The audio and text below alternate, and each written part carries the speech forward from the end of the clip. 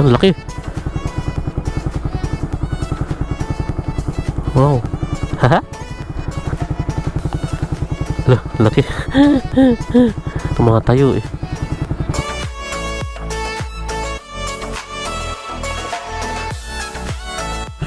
So good morning Brad. So yan, dito pa tayo ngayon sa Mandaluyong. Kalalabas ko lang ng bahay. Nandun sa unahan, actually na yan. Oras natin 5:35 siguro, mga ganyan. Pupunta nga pala tayo sa Kibyang Tunnel. Nakapunta naman ako doon, kasi lang medyo matagal-tagal na yon. So yun ngayon, pupuntahan din natin. So yan, samahan nyo ako sa aking ride. 72 kilometer. 2 oras daw. So yan Brad, nagpa-full tank na tayo, 192. So dito pa rin tayo ngayon sa Shaw Boulevard. So yan, EDSA yan. So update na lang siguro tayo pag medyo malapit-lapit na tayo doon. Isimba ko or na tayo. 6:28 yung oras natin. Dito tayo pinadaan ng Google Map. Baka medyo malapit dito.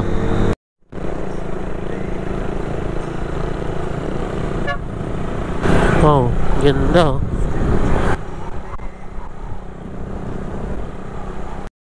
Wow, ganda.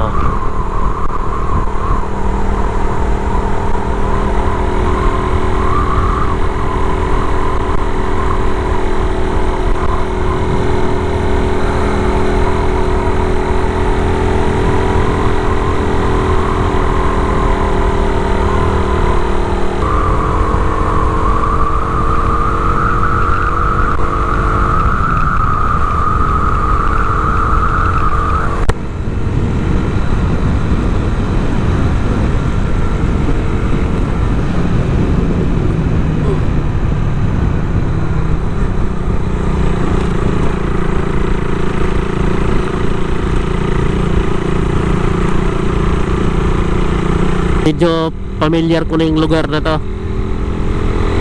Siguro mga, sabihin natin, mga pangatlo or pang-apat ko na punta dito sa Kibyang Tunnel. Ganda ng kalsada dito.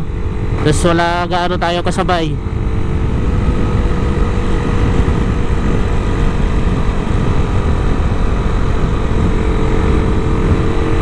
Wow, ganda. Ganda ng view.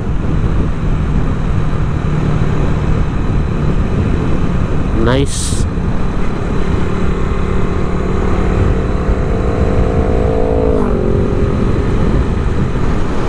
Oh, tingnan mo naman, ganda ng view. Sobrang lamig na dito, Brad. Oh, lamig. Grabe. Ganda.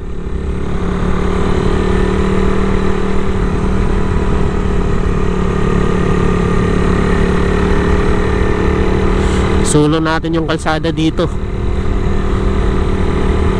So ang araw natin ngayon sa Monday, February 19, 2024. So wala gaano umakyat yan kasi Lunes. Lamig. Abiso sa publiko, mahigpit na ipinagbabawal ang pagbibinta, pagbili o pagpaparinta ng lupa. Bawal. Iba naman yun eh.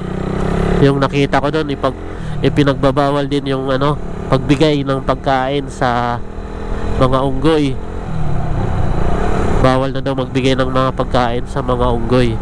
Kasi nga, pag nasanay sila, nasa kalsada na sila, minsan magsasalubong pa siguro sa mga sasakyan. Kaya siguro iniiwasan para di sila masagasaan. Ayun pagkain ng mga unggoy pinagbabawal. Kasi kung masanay sila sa pagkain ng mga tao na binibigay, nandito yan sa kalsada, baka yan yung iniiwasan nila, baka masagasaan yan, ganyan. Kaya pinagbabawal yun. Gets ko na yun. Alam ko yun ang dahilan na pinagbabawal pagkain. So wala tayong makita ng mga unggoy. Wow, ito ang kalsada nito.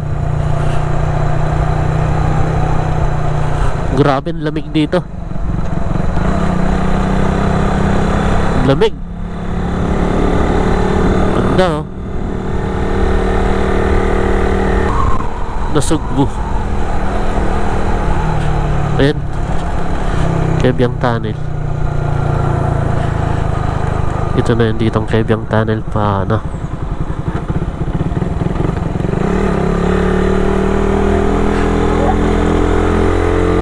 Daming mga kahoy. Tapos yun, may mga saging, oh. Buti di bumababa dito yung mga unggoy. Kasi nga, may mga saging eh. Kabagay, dami kasi pagkain dito rin. Kasi oh, tingnan mo na yung mga kahoy, oh. Dami. Kebyang Tunnel, vertical clearance 4.85 meter.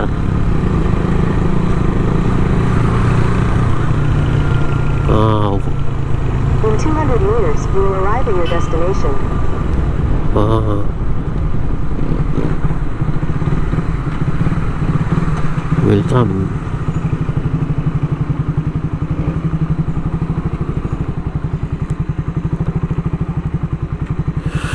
Dito na tayo sa Kebyang. Tara, punta tayo sa kabila. Dami nagpipicture dito, bro.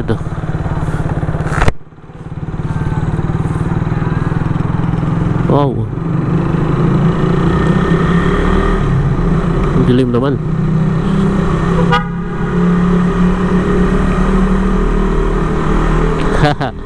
Welcome to Kebyang Tunnel. Ganda rin, no? Wala ganong ano, motorista kasi araw ngayon ng Monday. Yun, no?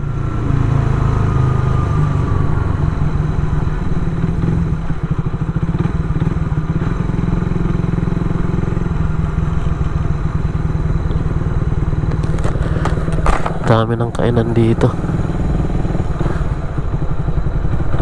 Saan pwede kumain?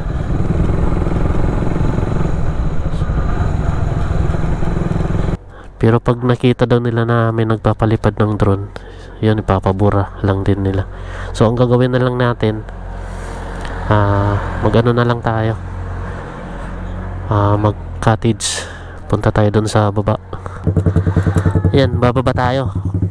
Tayo yung dagat. Yun, ang ganda. Pwede naman tayo magpalipad ng drone, wag lang dun sa taas. Dito lang tayo sa baba. Ganda. Mahal daw pag weekend. Ang cottage daw na yun, umabot na ng 1.5. Tapos sabi niya, so single naman daw tayo. Charot, single. Solo 500. Sabi ko, mahal. Tapos sabi niya 300 na lang daw. Ayan, doon na lang tayo doon muna lang tayo, doon na lang tayo magtambay. Right. Ganda. I-enjoy muna natin sarili natin, ano. Ito pala pwede mag, ano, dito pwede magpalipad ng drone, walang pulis.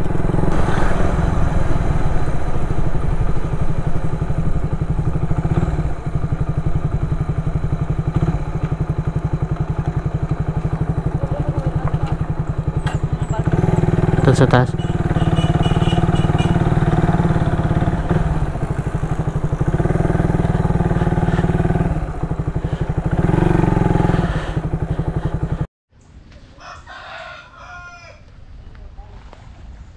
Pahinga muna tayo dito.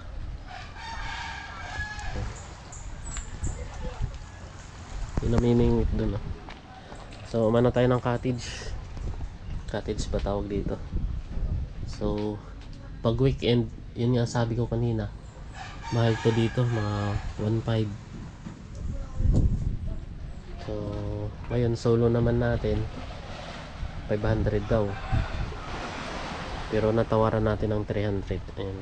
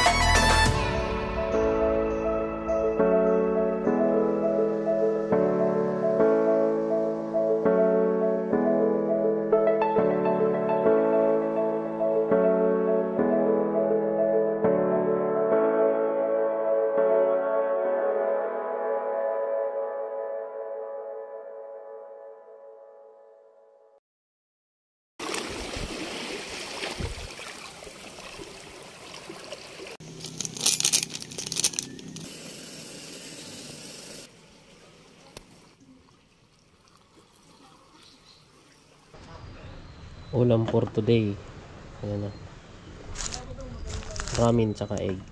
Lulutuin natin itong itlog. May dala tayong ano eh. May dala tayong mantika eh.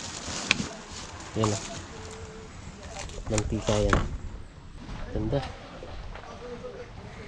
So pag overnight, conforme lang daw sa tao. Halimbawa pag dalawa overnight, 500.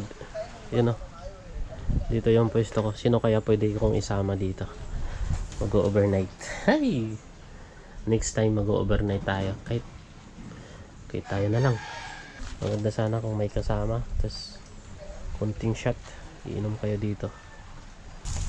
Idala tayong kanin. Yan, nagbawan ako ng kanin.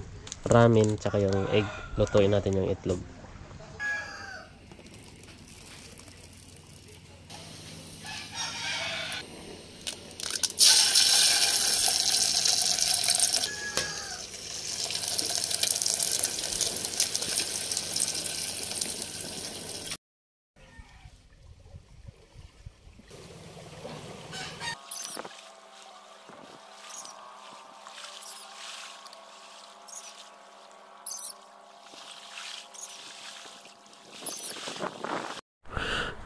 So yan Brad, pauwi na tayo. Okay rin, 3.5 hours. So pahinga lang tayo, nakaidlip din ako konti. Okay rin, relax lang. Chill ride lang din tayo papunta dito. And siyempre pahinga. So pasok na rin ulit tayo bukas. So yung ano dito, resort, so wala siyang pangalan. So papakita ko na lang sa screen. Katabi lang siya ng ano eh. Ano ba yun? Ito yun Yan, magkatabi lang sila dito. Tsaka kung pupunta kayo dito, kasi sa ibang resort medyo mataas yung upa. Yung kay kuya, pag overnight tas dalawa kayo, 500. Ayan, hanapin nyo lang pangalan niya, si ano, Kuya Timo. Yun daw pangalan niya eh. Hinihingal yung motor natin. Bilasan ng tulay. Ganda. Ayan po. Ganda ng view. Ay dito. Ang ganda.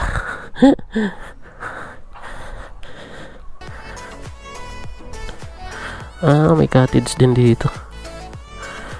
Ayan o. Ganda. Parang mas maganda dito. Malapit yung dagat. Ang ganda. Yan ganda. Dito umabot yung drone ko dito, alam ko eh. Wala, dumaan lang tayo dito. Ang ganda Brad. Sa susunod siguro baka dito tayo. Yan o. Detour. Di ko alam kung magkano yung cottage niya. Yan o, may naliligo. Ganda Brad. Yan o. Wow. So yan lang Brad, pinakita ko lang sa inyo dito. So tayo naman pauwi na.